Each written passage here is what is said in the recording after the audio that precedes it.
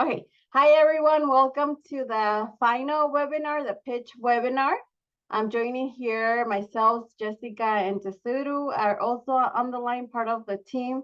We're happy to be wrapping up the last webinar with you. I'm going to go ahead and share the slides so we can get started. For those of you who are watching the recorded version, that's great. Thank you so much for being able to persuade through the whole challenge. And I just want to remind you that regardless of what point you are right now with the challenge or the different phases of the design thinking phase, it's not too late to be able to complete still the challenge. Okay, so this webinar is going to be very formative about all the information that you need to be able to submit your final pitch and all the details that you need to be able to do that.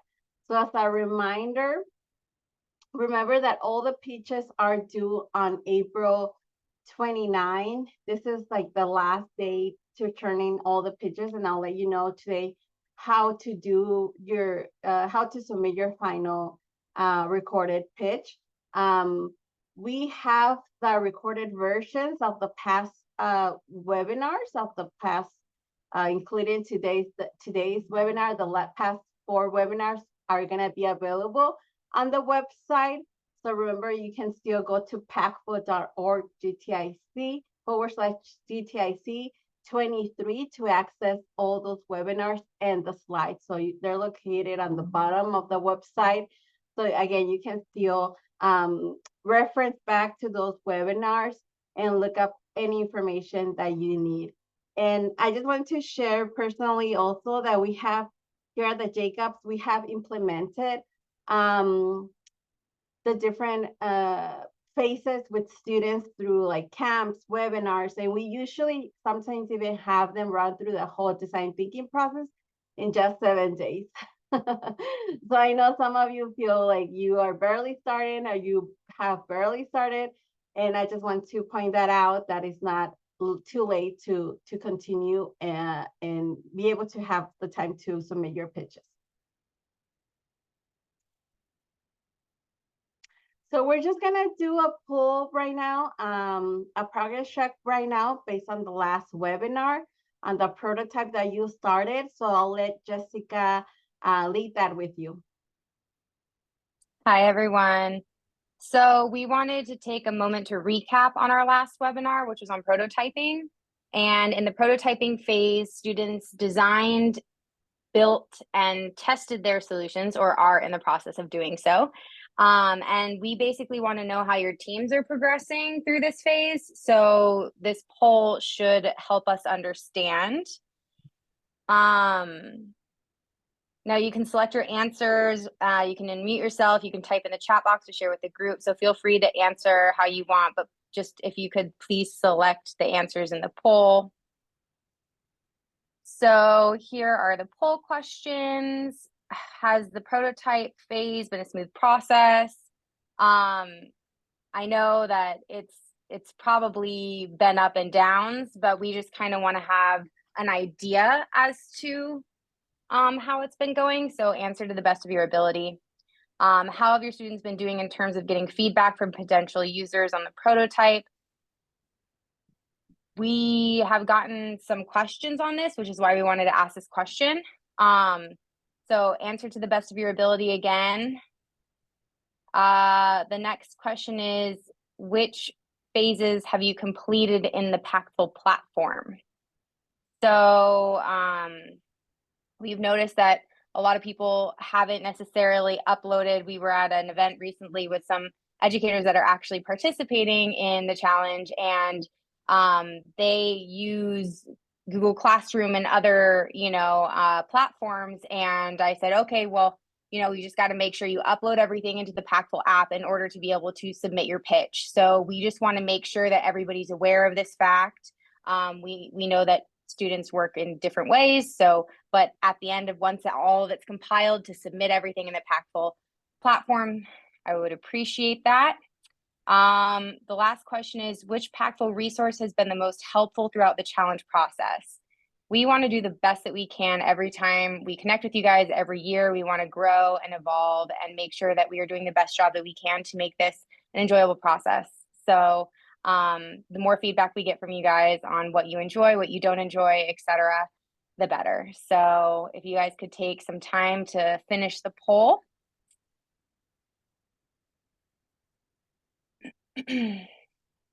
Does it tell you, Bianca, if people have submitted their answers? Yeah, so some people have submitted their answers. If you haven't submitted your answers, we launch a poll. So make sure you look for the poll questions and take a look at those questions and submit your answers, please, for the poll. And we'll give it like 30 more seconds.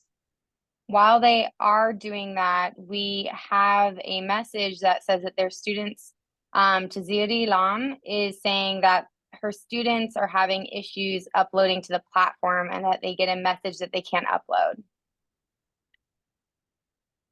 Yeah, thank you so much for those questions. And we'll go through the Q&A and through the different other issues that are coming up also. But just to answer the question right now, if you have any technical issues, feel free to email us. Jessica, if you want to post your email in the chat and my email to make sure that we're going on the back end and looking at your account and making sure that everything's set up correctly. So please email us directly for any technical issues. For those of you who are watching the recording, my email is balvarado@sandiego.edu, and you're basically have been getting a lot of emails from me, so feel free to reach out.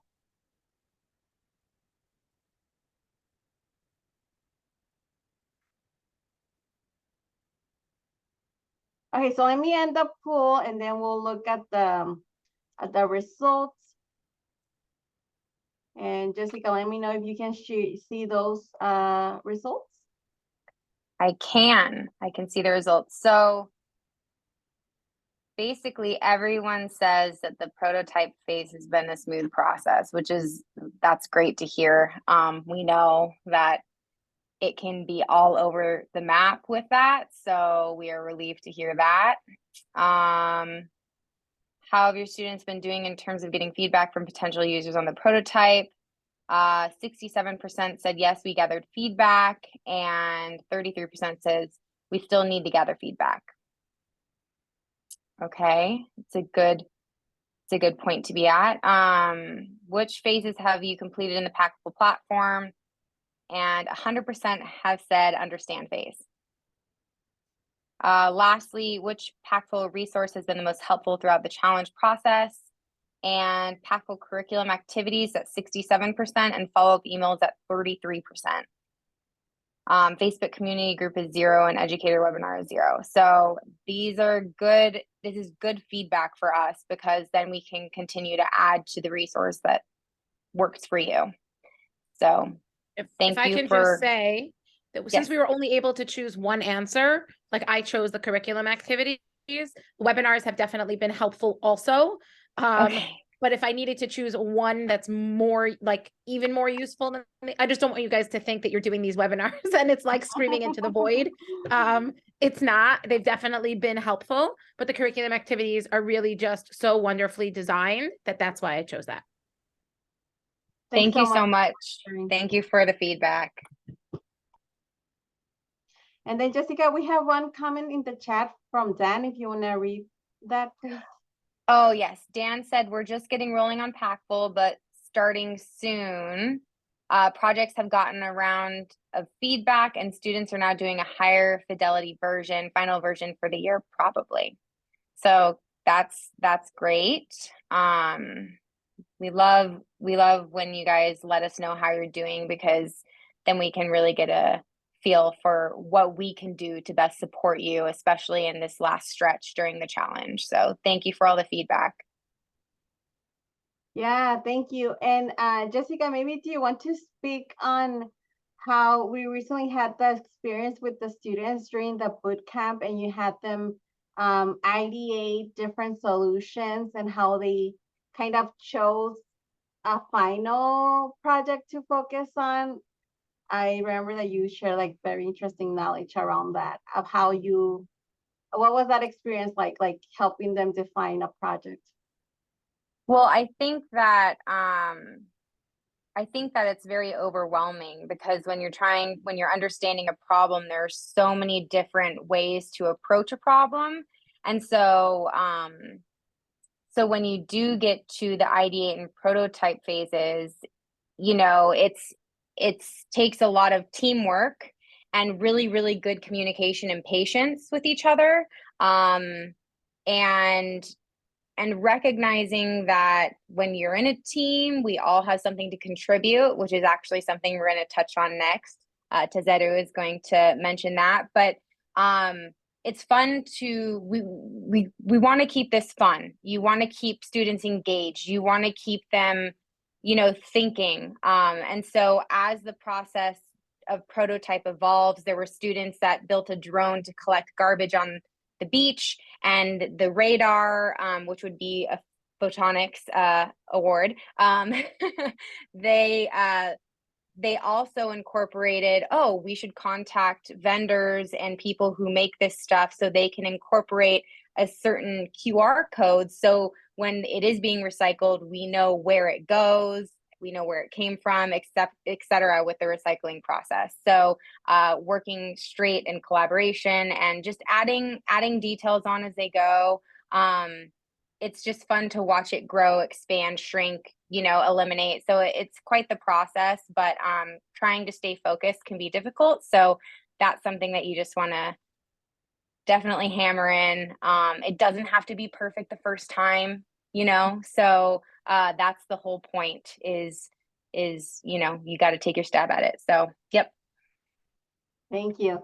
And we have also been so lucky to have Teseru help us with the integration of wellness activities, kind of speaking to the point that Jessica was pointing out of like keeping in mind the emotional awareness of what students are going through. So Teseru, I'll let you lead us through this new activity.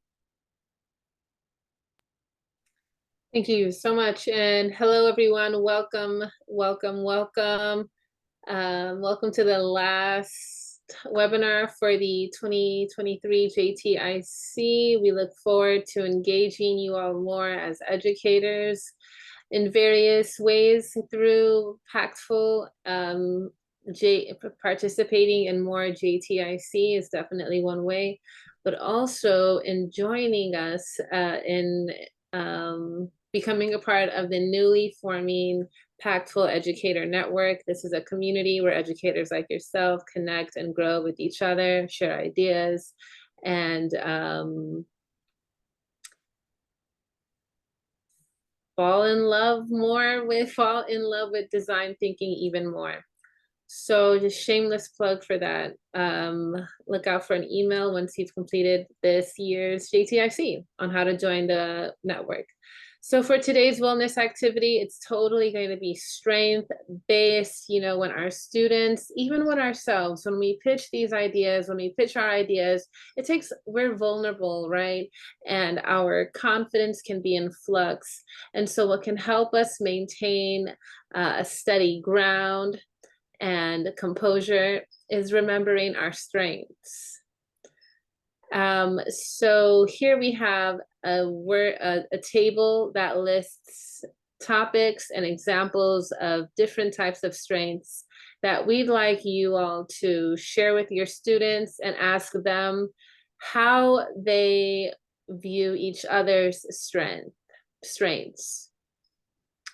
So for example, if Bianca, Jessica, and I were in your classroom, and in addition to or instead of having us talk about our own strengths, what you would instruct us each to talk about each other's strengths.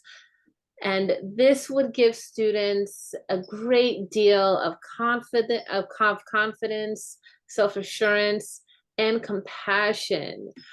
When your peer recognizes you for your strengths, it's totally different from when an adult does. And so we'd like to empower students through that way, through recognizing each other's strengths. And also in doing so, it'll help them realize, oh, you know, this person's strength complements mine in this way. And that person has a different strength, adds a different strength to the team, but still helps round us all out. And so we have, what do you all think of that? Educators, what do you think of that kind of strength-based activity when peers are recognizing each other for their strengths?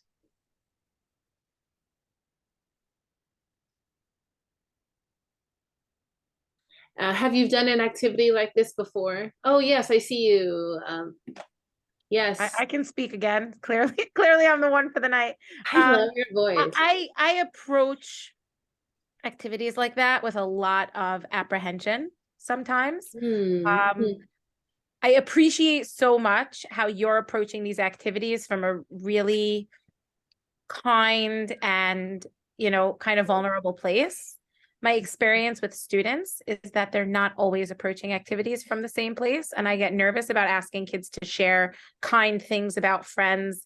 If they're saying it out loud, then the problem would be that I can't predict what's going to come out of their mouth.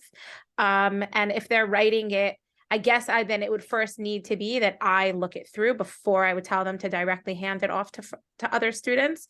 Because again, I can't always predict. And then sometimes I'm also nervous about uneven amounts of praise where certain students get a lot and very profuse, and others, even if kids are actually, even in the scenario where everybody's trying to be kind, I just get very, very nervous about activities like this I understand so much why it can be so building and beautiful.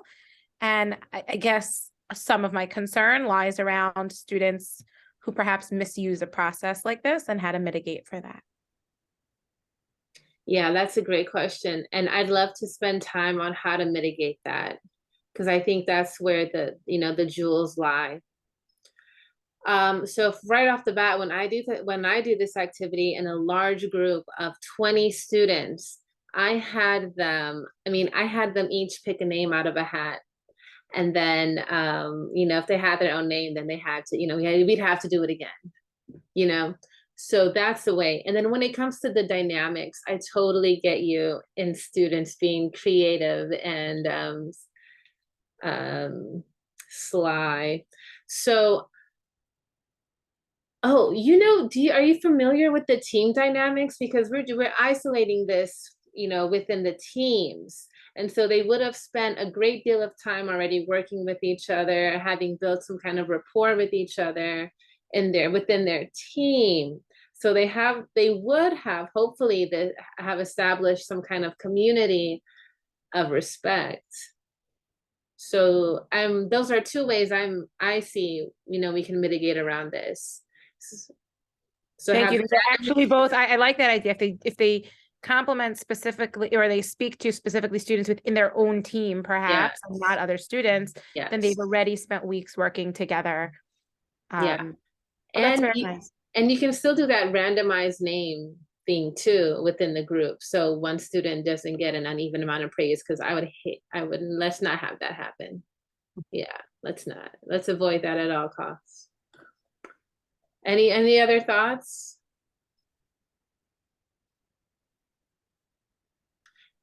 Oh, thank you so much for those questions.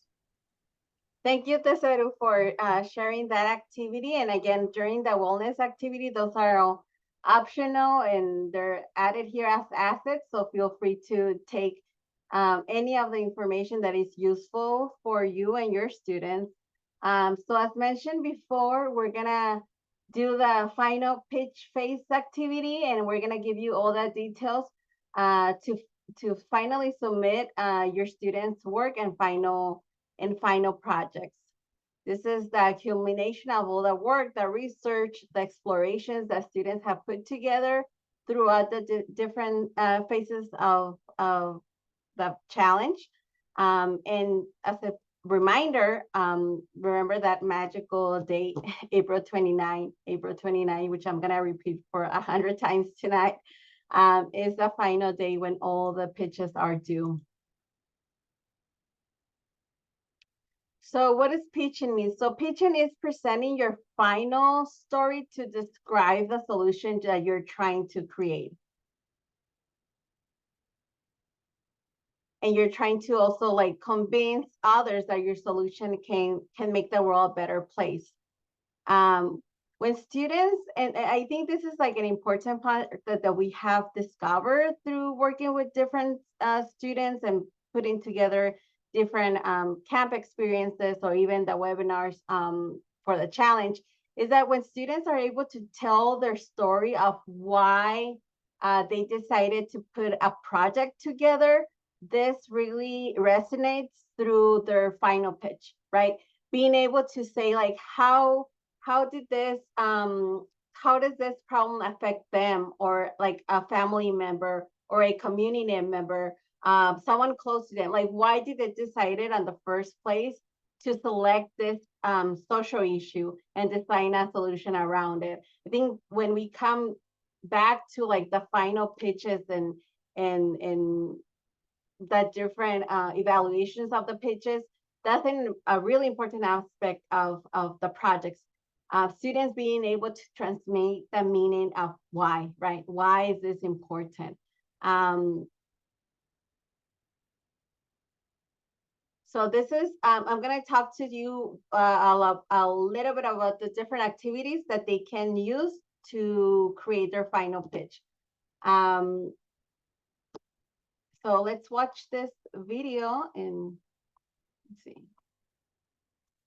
Now that you have a prototype of your solution, it's time to pitch it to others. A pitch is a presentation that tells people the story of the problem you are solving and persuades them to believe in your team and your idea.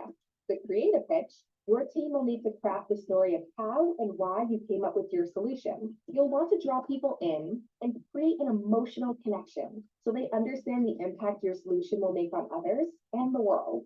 You'll also want to capture their minds by explaining why your solution is valuable and convince them that your solution has the potential to change the world. You'll create an appealing pitch deck and use media to support your story. Once you have completed your deck, you'll share your story in a pitch presentation. You've built something that makes the world better. Be proud of your innovation. So yes, during the pitch is when students put all their work together through different, like a different slide deck to bring to bring together the reason of why they decided to do this project. The storytelling aspect of the pitch. So once you log into Packful, you'll be able to see the different categories for the pitch page, which is crafted and shared. So under the craft category, you'll find different activities to help students craft their story, which will include creating an outline of their story, creating a solution slogan, creating a solution name, creating a competitor matrix for students to research similar products to their solution, and finally creating a value proposition statement by comparing features and benefits of their solution. We suggest that students complete 3 to 5 activities from here, but again, it's up to the educator to finally decide what activities you're going to assign. All the activities provide templates and fill in the blank statements to support students in the completion of these activities.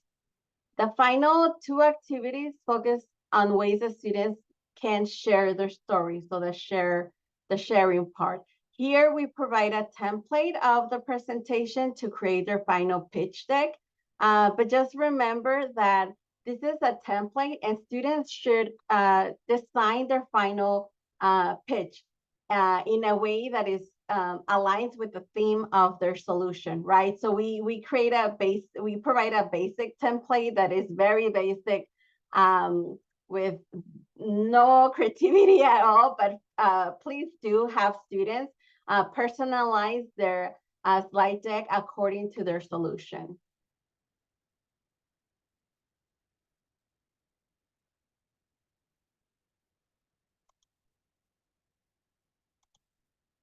Okay, so here's the rubric, which I'll, again, as always, we'll share the slides at the end, and we'll email the recording and the slides, and you'll be able to click on the hyperlink for that rubric.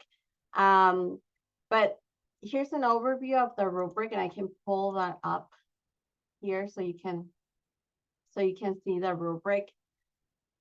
So there are 5 sections where groups will be graded, including the problem. This is where the group states the problem that they're trying to solve. The persuasion, where the group forms a compelling case for their project. The slide content. The prototype, where the group successfully constructs a prototype that has been tested, iterated based on their input. I think this is really important to point out. This part of the final pitch, I think all the sections are important. I really encourage you and your students to look carefully at the rubric. But with the prototype, an important aspect is that students were able to modify or make their solution better based on their constructive feedback.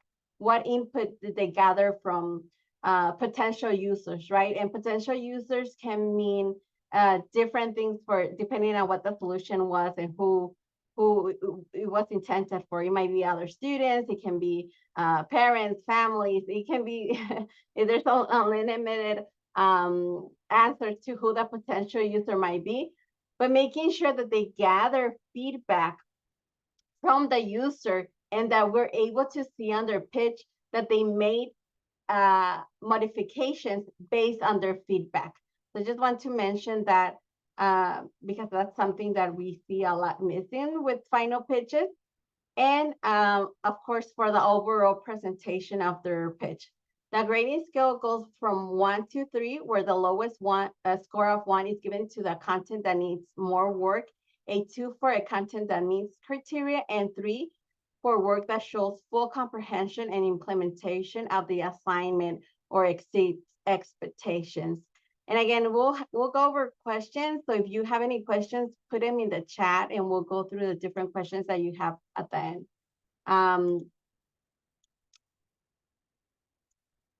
So once you have reviewed the rubric and all the information, you must know that you'll be able to, let me put it here in full mode. So each registered educators can submit 1 recorded pitch and slide deck for every 6 students team. So if you look on the graph to the right here, if you have 6 or fewer teams that you're supporting, you'll be able to submit one pitch, right? If you are supporting 7 to 12 group of students, you'll be able to submit only two submissions, and it goes on. If you are confused at this, or if you have any questions, feel free, for those of you watching the webinar, feel free to email us directly and we can help you figure out how many submissions you're allowed. But use this table to help you also. So again, if, for example, if you have 2 teams, you're able to submit 1 submission. If you're just working maybe with 1 team, because we do have parents or after school clubs that are supporting maybe 1 team, then that's the team that you submit, right? So again, use this table to help you figure out how many final submissions you're able to submit. And if you have any questions, feel free to also email us. Pitch video should be no more than 5 minutes. It can be less, so sometimes they're like 2 or 3 minutes, but just know that it has to be 5 minutes or less. And how do you submit the final pitches? You're using this Google form, which I'll reference here. If again, it will send you the slides, but if you and Jessica, you can share that in the chat box. This is the form that you'll be submitting for the final pitches, to submit the final pitches, and it's 1 per educator, right? It's 1 per educator. So you'll complete the form with a few details about you. There's some sections that you have to confirm that you completed. and I'll go over that in a moment with more details. How many teams were you supporting? And then the form has like different sections for the different teams that you're submitting. So for example, this student team submission is for one team. And then you have to tell us if this project is related to photonics, include the video pitch URL, include the slide deck URL, make sure that these links are publicly available, because if not, we won't be able to save them. So make sure that any links that you're sharing are publicly available. Make sure that you have permission from the school or parents or any necessary policies at your school to be able to share media of the recorded pitches, and I'll go over that in more detail in a moment. And any comments that you have about the team or project. What I found useful last year is when educators are able to tell us like different comments of how maybe the team came together, or for example, this team was struggling with this, but something that really helped them was this, or how did the team came about forming. I think any information that you have about the team is always nice to have. So again, so then you have another student team submission if that applies to you, and then you have a few more. So it's just the repetition of that for any team submissions that you're submitting.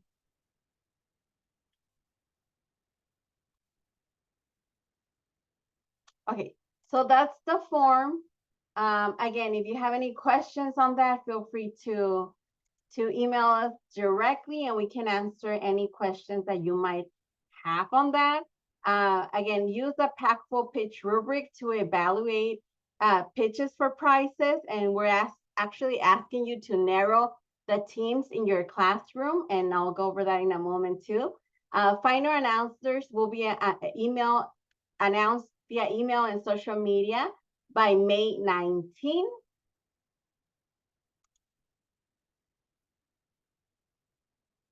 And I would also suggest to reference back to winners from past years.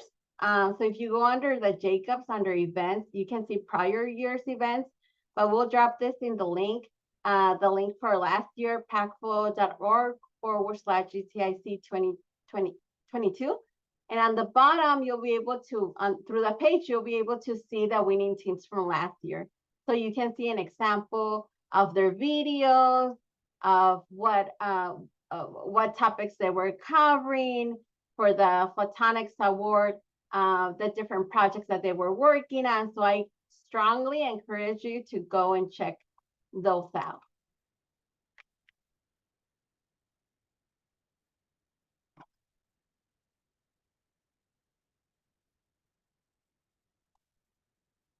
So again, we're asking you not to submit all the different groups that you're working with, but actually narrow the number of the teams that you'll be submitting. So how can you do this? You can host an in-class or online pitch event within your class. Use the Pack4 rubric as your guide. Ask students to evaluate other teams. Rank the teams according to evaluations. Remember that you can also have students,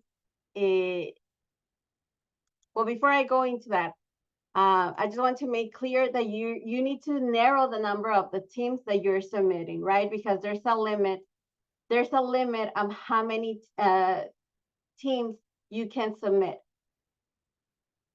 So how do you narrow? You're doing an evaluation within your class to decide what final teams you're gonna have submit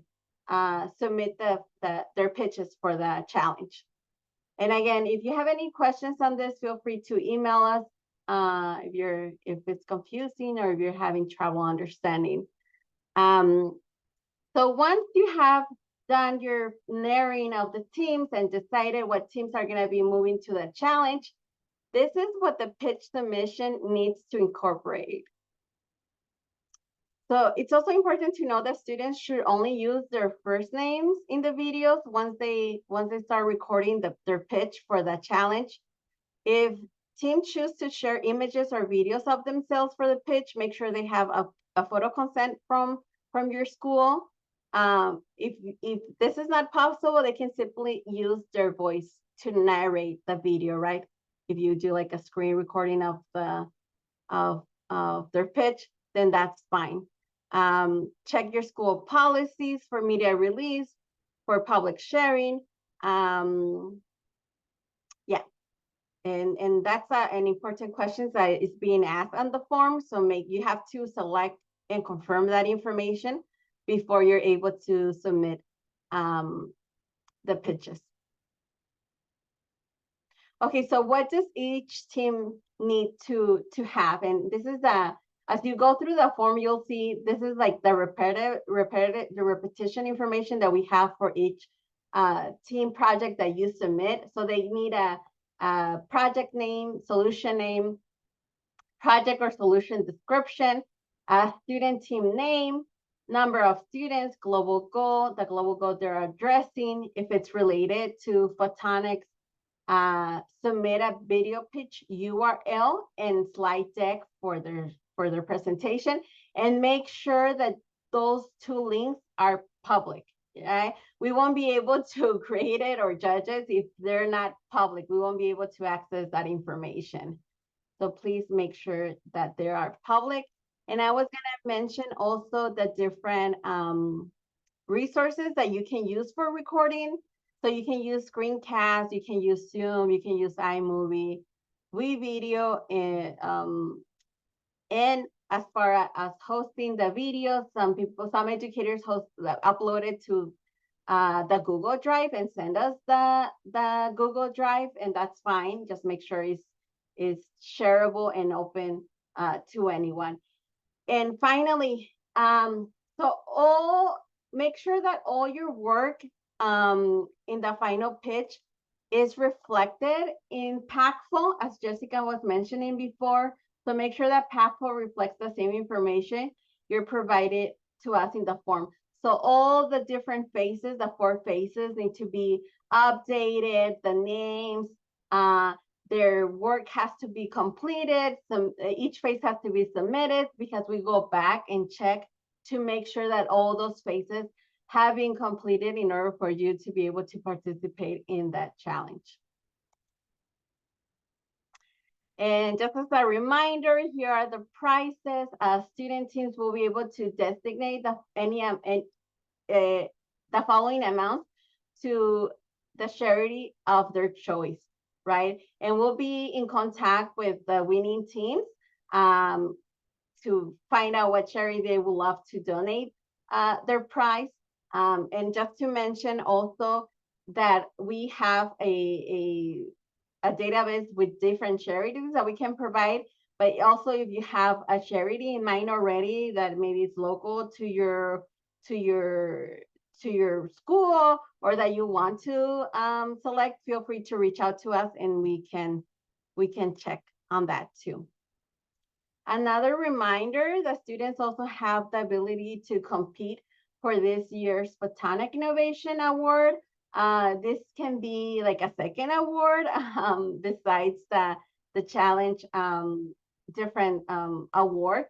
So yeah, they have an opportunity to win this award if any of their projects focus on photonics, the transmission of light waves. And in the form, we ask you if your project addresses any of this topic. And I'll take any questions right now related to the challenge, the pitch, the deadlines, any questions that we have in the chat. Feel free to unmute yourselves or type it in the chat.